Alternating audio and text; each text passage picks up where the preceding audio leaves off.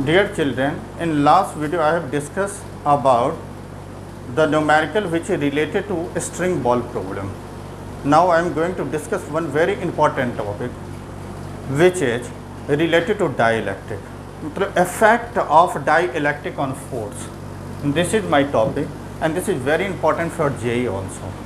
इसमें हमें दो सिचुएशन लेना है. फर्स्ट सिचुएशन में हम लेंगे कि अगर हम डिस्टेंस को इक्वल रखें तो डाई इलेक्ट्रिक का फोर्स पर क्या इफेक्ट होगा. सेकेंड कंडीशन में अगर हम लेते हैं कि अगर हम फोर्स को इक्वल रखें तो डाई इलेक्ट्रिक का थिकनेस क्या होना चाहिए. तो फर्स्ट सिचुएशन में हम लेंगे case first when the distance are equal.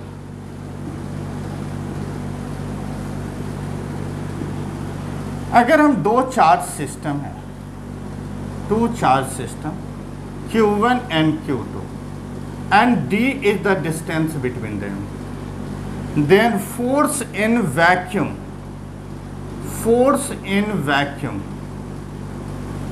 is equal to F naught is 1 upon 4 pi epsilon naught Q1 into Q2 pi D square.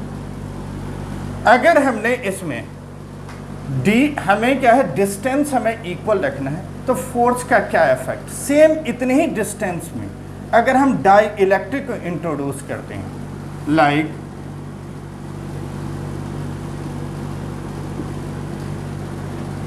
To charge Q1 and Q2 and dielectric of thickness is equal to D.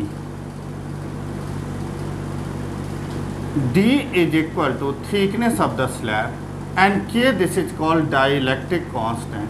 This is also called epsilon R. Then force due to dielectric medium, this is equal to Fm is 1 upon 4 pi epsilon naught Q1 into Q2. Dielectric है तो epsilon naught K साथ के dielectric constant into D square. तो यहाँ से हमें क्या result मिलेगा. This is equal to 1 upon 4 pi epsilon not Q1 Q2 by D square into 1 upon K. This is the force in vacuum F naught upon K. This is equal to force in medium. तो यहाँ से तुम देखो K की value always greater than 1. अगर K की value बड़ी होगी तो Fm की वैल्यू F नॉट से छोटी होगी. Fm less than F not. तो हमें इससे क्या रिजल्ट मिल रहा है कि अगर हम डाइलेक्ट्रिक इंसर्ट करेंगे तो फोर्स की वैल्यू डिक्रीज कर जाएगी. मतलब सेम डिस्टेंस अगर वैक्यूम में और सेम थिकनेस डाइलेक्ट्रिक के अगर होगा तो force in medium always less than force in vacuum. अब हम सेकेंड सिचुएशन हम लेंगे when the force are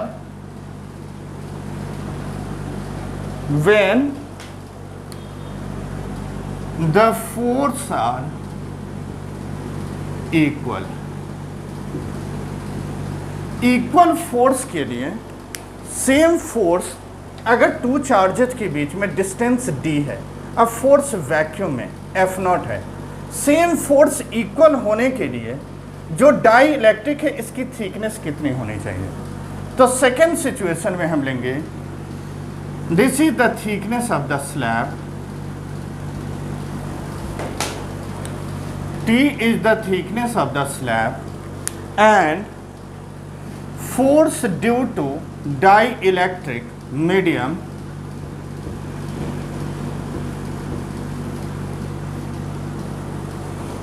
as force in medium. अगर फोर्स इन वैक्यूम के इक्वल है तो 1 upon 4 pi epsilon not Q1 into Q2 के dielectric constant and T is the thickness of the slab T square. Means T is the distance between the two charges.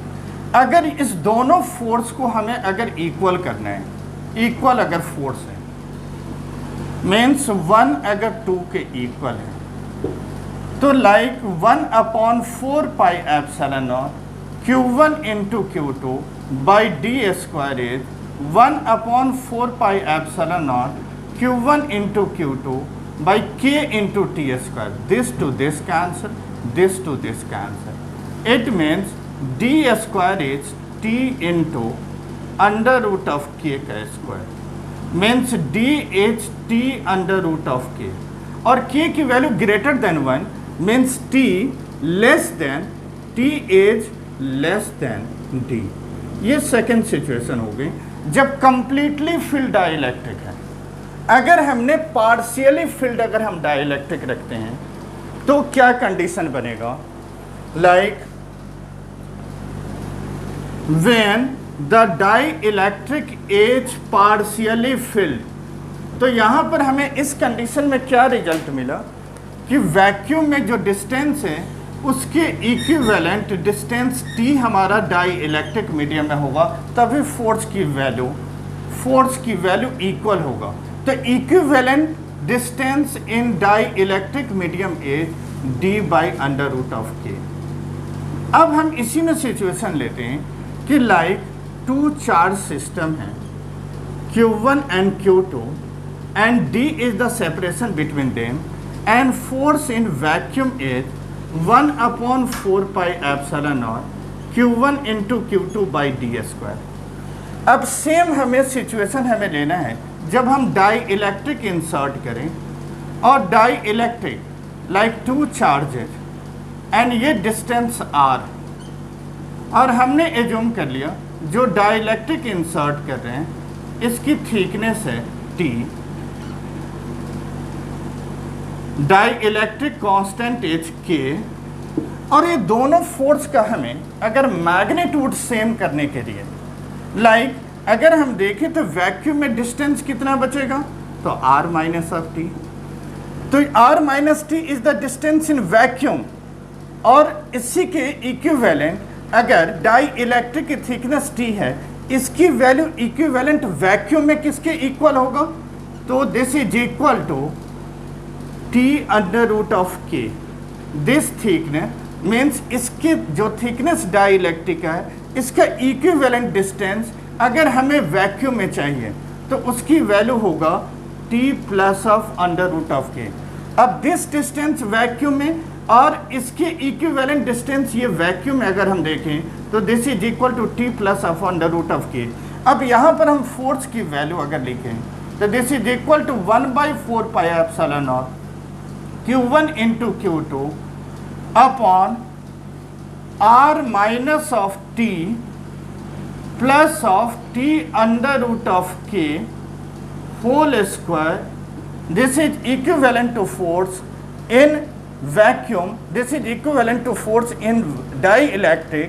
अगर दोनों force को हमें अगर same रखना है तो इसके लिए दिस डिस्टेंस के equal means d is equal to r minus t plus t under root of k. d distance vacuum में इक्विवेलेंट डिस्टेंस जब dielectric partially filled vacuum में है तो उसके इक्विवेलेंट कितनी डिस्टेंस होनी चाहिए ताकि दोनों के फोर्स की वैल्यू सेम आ जाए? तो this is equal to r minus T plus of t under root of k. Thank you.